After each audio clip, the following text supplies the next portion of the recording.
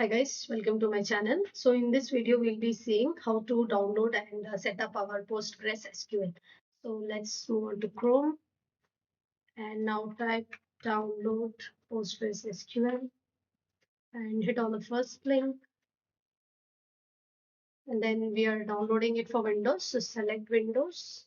And if you see here, it's written download the installer. Let's click. So here, let's click required only. And in this, we'll select for Windows 64-bit. So click here. Download started.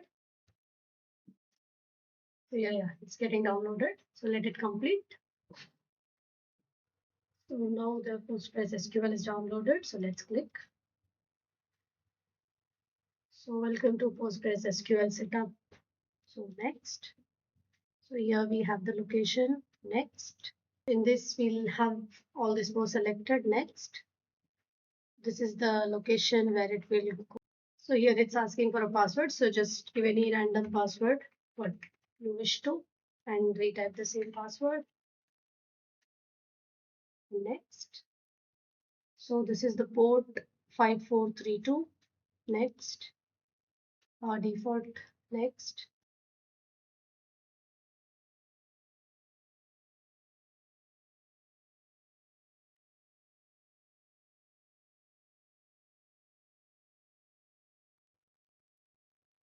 So now we need to uncheck this and then click finish. And now let's search for the pgAdmin, which is PostgreSQL. So open.